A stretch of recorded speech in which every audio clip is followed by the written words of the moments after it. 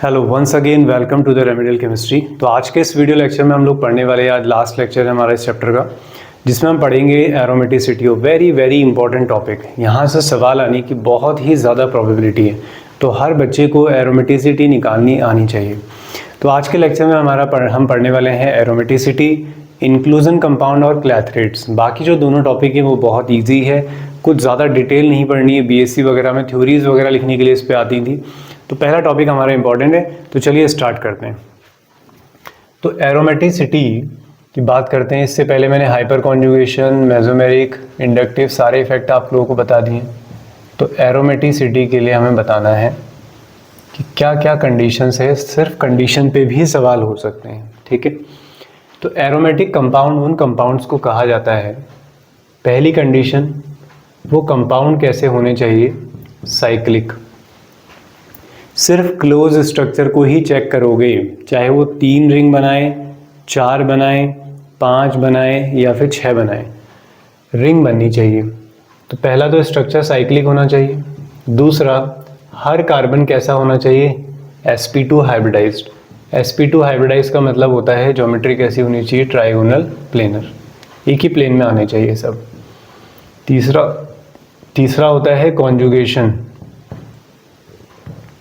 Conjugation मैंने previous lecture में सिखाया हुआ है कि डबल सिंगल डबल ऐसे चले, double bond single bond double bond आ रहा हो, या फिर डबल बॉन्ड के नेक्स्ट पे लोन पेयर हो, डबल बॉन्ड के नेक्स्ट पे पॉजिटिव हो, डबल बॉन्ड के नेक्स्ट पे नेगेटिव हो। तो सारे क्या होते हैं, कॉन्जुगेशन में होते हैं। फिर सबसे इंपॉर्टेंट पॉइंट आता है, फोर्थ पॉइंट, कि इसे कहा जाता है हकल रूल। तो कई लोग तो खाली इतना ही याद रख लेते हैं कि एरोमेटिक कंपाउंड वो होते हैं जो हकल रूल को फॉलो करते हैं। तो मैं अभी दिखाऊंगा हकल रूल फॉलो होने के बाद भी वो एरोमेटिक नहीं होंगे। तो हकल रूल कहा जाता है इसे। तो हकल रूल होता है बेसिकली 4n+2 पाई इलेक्ट्रॉन, इतने पाई इलेक्ट्रॉन होने चाहिए, 4n+2। अब सर ये 4n+2 पाई इलेक्ट्रॉन कितना है, तो इसको देखो इजी करके देखते हैं।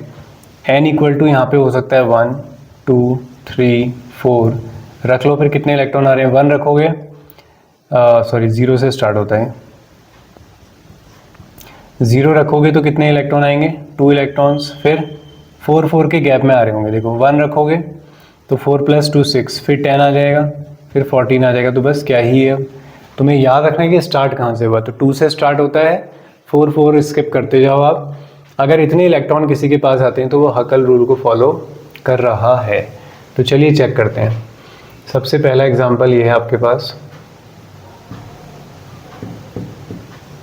तो देखो डबल बॉन्ड वाले कार्बन तो हमेशा ही कैसे होते हैं, sp2 होते हैं। मैं फिर भी एक बार आइडिया दे देता हूँ। अगर एक कार्बन के साथ 4 बॉन्ड बने हैं तो 4 सिग्मा है, इसका मतलब हाइब्रिडाइजेशन कैसा है, sp3। अगर एक डबल बॉन्ड बना दिया तो सिग्मा कितने हुए, 1 2 और 3, एक तो पाई हो गया, तो कितने सिग्मा हो गए, 3 सिग्मा। तो हाइब्रिडाइजेशन कैसा हुआ, sp2। तो कहीं पर भी अगर कार्बन डबल बॉन्ड से जुड़ा है तो आप बिना चेक किए सीधे बता देंगे कि वो कार्बन कैसा है, sp2। ये भी sp2 है। यहाँ पे कार्बन के कितने बॉन्ड नज़र आ रहे हैं, 1 2, पॉजिटिव है मतलब एक बॉन्ड कम है, तो 1 2 और एक कौन छुपा होगा, हाइड्रोजन। तो वो भी कैसा होगा, sp2। तो आपने आंख बंद करके पॉजिटिव वाले को भी क्या बोलना है, sp2। तो सारे sp2 हुए। तो पहली कंडीशन साइक्लिक है, क्लोज है पूरा स्ट्रक्चर। हाइब्रिडाइजेशन देख लिया sp2। कॉन्जुगेशन है, डबल बॉन्ड के नेक्स्ट पे पॉजिटिव है, कॉन्जुगेशन भी है। अब काउंट करते हैं पाई इलेक्ट्रॉन्स। कितने पाई इलेक्ट्रॉन्स हैं, 2 पाई इलेक्ट्रॉन। तो 2 पाई इलेक्ट्रॉन्स आ रहे हैं, देखो। तो इसका मतलब ये कंपाउंड कैसा है, फिर एरोमेटिक है। दूसरा चेक करते हैं। अगर यहाँ पर पॉजिटिव ना होकर होता नेगेटिव, नेगेटिव का मतलब भी कितने इलेक्ट्रॉन होते हैं, 2 इलेक्ट्रॉन्स होते हैं। इसको चेक करो। पहली कंडीशन साइक्लिक है, दूसरी कंडीशन हाइब्रिडाइजेशन, sp2 आएंगे सारे। कॉन्जुगेशन है, डबल बॉन्ड के नेक्स्ट पे लोन पेयर है यानी कि नेगेटिव है, कॉन्जुगेशन भी है। पाई इलेक्ट्रॉन काउंट करो। अब यहाँ पे गलती क्या होती है, हम पाई इलेक्ट्रॉन जल्दी जल्दी में ये काउंट करते हैं, या हम ज़्यादा ही स्मार्ट बन जाते हैं, हम बाकी चीज़ें चेक ही नहीं करना चाहते, आदतें नहीं बनाते हैं, तो हम सीधे देखते हैं 2 ही पाई इलेक्ट्रॉन है, तो ये भी पाई इलेक्ट्रॉन की तरह ही काउंट होगा। क्योंकि आपने कहा ये कॉन्जुगेशन में, कॉन्जुगेशन का मतलब क्या हुआ, ये भी पाई बॉन्ड बना सकता है, तो ये दोनों ही पाई इलेक्ट्रॉन है। तो कितने आ गए, 4 पाई इलेक्ट्रॉन, और 4 पाई तो यहाँ नहीं होता है। इसका मतलब सब कंडीशन होने के बाद भी ये हकल रूल फॉलो नहीं कर रहा है, तो इसलिए एरोमेटिक नहीं है। अब कंडीशन क्या है देखो, एरोमेटिक होता है, नॉन एरोमेटिक होता है और एंटी एरोमेटिक होता है।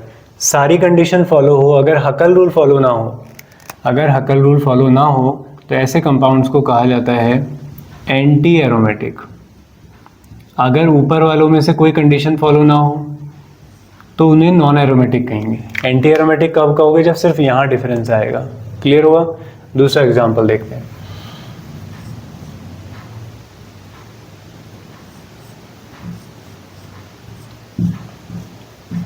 इसे चेक करो, चेक करो।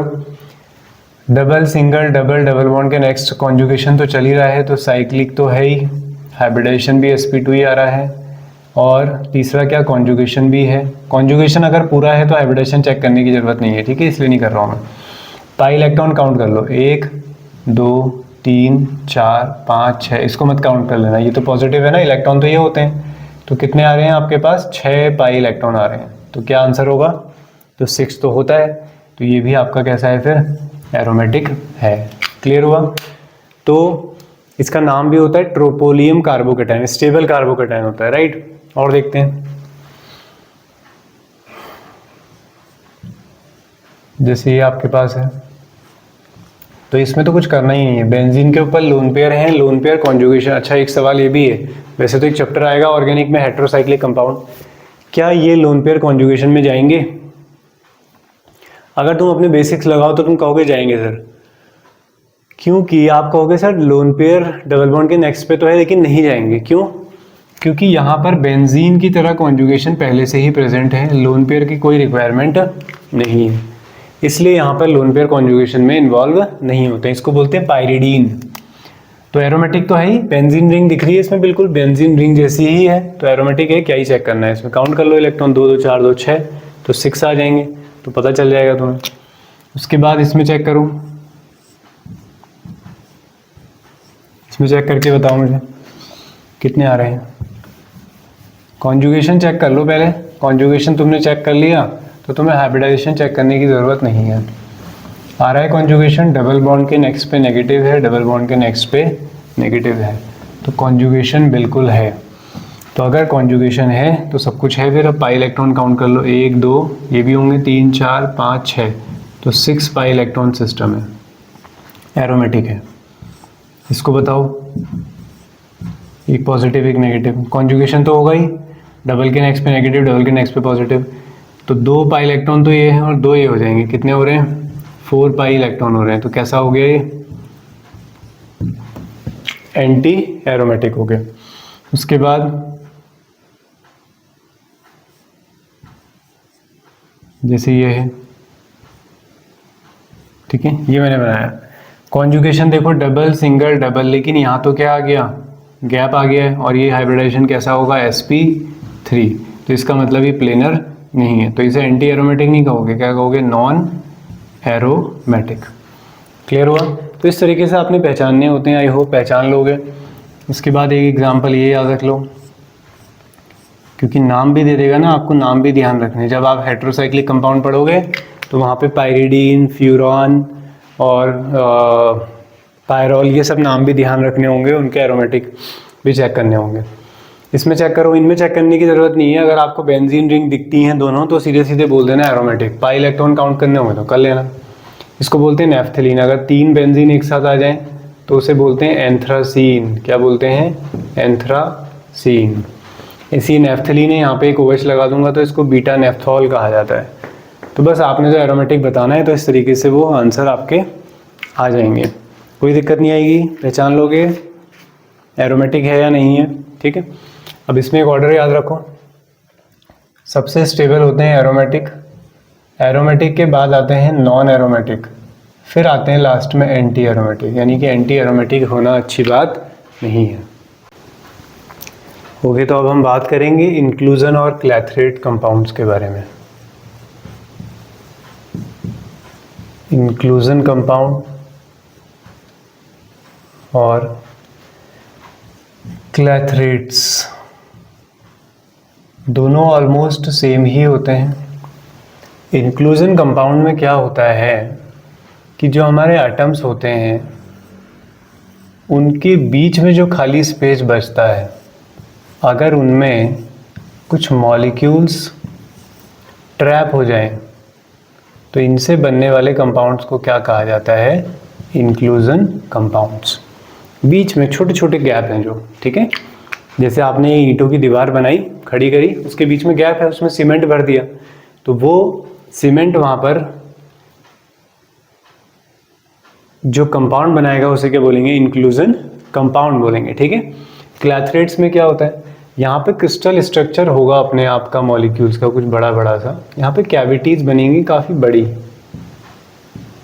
मतलब एटम्स के बीच में नहीं जा रहा है वो। मान लीजिए ये एक पैटर्न है एटम्स का, इस तरीके से कुछ आगे को, तो इस बार एटम्स के बीच में ऐसे आएगा वो एटम, कोई एटम यहाँ फंस गया, कोई यहाँ फंस गया, मान लो ये हीलियम गैस फंसा दी इसमें क्रिप्टॉन को रख दिया है, तो ऐसे वाले कंपाउंड्स क्या कहलाएंगे? क्लैथरेट्स कहलाएंगे। जिनके पास ये नियॉन या हीलियम पार्टिकल्स आ रहे हैं उनको कहा जाता है होस्ट, और जो फंस गए हैं उन्हें कहा जाता है गेस्ट, ठीक है। तो तुम होस्ट हो, तुम्हारे घर में गेस्ट आए तो तुमने ऐसे कैद कर लिया उसको। इंक्लूजन कंपाउंड में क्या है? तुम एक सोफे में बैठे हुए थे, 4 लोग फैमिली वाले, जो मेहमान आया है वो तुम्हारे बीच में ही बैठ गया है, ठीक है, बीच में घुस के बैठ गया है, जो थोड़ी बहुत जगह तुमने छोड़ी थी, तो उसे कहा जाएगा इंक्लूजन कंपाउंड। एग्जाम्पल्स की बात कर लेते हैं। तो इंक्लूजन कंपाउंड में एग्जाम्पल लिख लो, जैसे ग्रेफाइट कंटेन करता है Cl या फिर एल्कलाई मेटल्स को, तो इंक्लूजन कंपाउंड बनाता है ग्रेफाइट किसके साथ?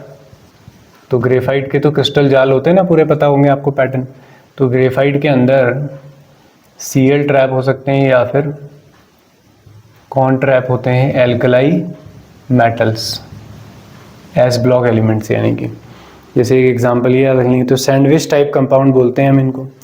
ऐसे ही एक होता है स्टार्च आयोडीन, ये इंपॉर्टेंट है, ऑप्शन पूछ लेगा ना देखे कौन से इसमें से इंक्लूजन कंपाउंड है, और तो क्या पूछ सकता है? Starch iodine. तो स्टार्च में कौन ट्रैप हो गया? आयोडीन। इसी की वजह से इसका ब्लू कलर आता है, खाली स्टार्च है तो वो कोई कलर नहीं देता है। ऐसे ही यूरिया में आपके एल्केन्स ट्रैप हो जाते हैं तो उसको भी हम बोलते हैं, तो इसके लिए इनका यूज़ भी किया जाता है सेपरेशन के लिए। जैसे यूरिया के अंदर हमने एक कंपाउंड है सिस और एक है ट्रांस, जिसका साइज़ छोटा होगा वो इसके अंदर ट्रैप हो जाएगा, तो सिस और ट्रांस को भी हम इससे सेपरेट कर सकते हैं। तो इस तरीके के यूज़ रहते हैं आपके इंक्लूजन कंपाउंड के। क्लैथरेट में एग्जांपल लिख लो, inert gases form clathrates with phenol. तो फिनॉल यहाँ पे होस्ट है और इसके अंदर ट्रैप हो सकते हैं आपके हीलियम, नियॉन, आर्गन, क्रिप्टन, इस तरीके की गैसेस इसमें ट्रैप हो जाती हैं। ऐसे ही फिनॉल ले सकते हैं एंड क्विनॉल ले सकते हैं एट वेरी हाई प्रेशर, तो ये कहलाते हैं आपके क्लैथरेट। तो तुम्हें देख के ही लग रहा होगा कि क्या ही सवाल आ सकता है इससे, तो सवाल बस एग्जाम्पल से हो सकते हैं या फिर स्टेटमेंट देगा कि इंक्लूजन कंपाउंड क्या होते हैं, क्लैथरेट्स क्या होते हैं। तो मेन आपका इसमें चैप्टर में मैंने बता दिया है, एरोमेटिसिटी बड़ा इंपॉर्टेंट है, क्योंकि और भी बहुत सारी चीज़ें थी इसमें इंपॉर्टेंट, वो मैं ऑलरेडी आप लोगों को और लेक्चर्स में करा चुका हूँ। होना ही चाहिए था कि इस लेक्चर को भी हमें मर्ज ही कर लेना चाहिए था, लेकिन बस टाइम की थोड़ी सी कमी, बहुत सारी चीज़ों में एंगेजमेंट, वो टाइम थोड़ा बच नहीं पा रहा है, तो इस वजह से एक सेपरेट वीडियो इसमें आ गया है। तो चलिए मिलते हैं फिर नेक्स्ट वीडियो में। वीडियो पसंद आए तो उसे लाइक करें और कमेंट करना ना भूलें।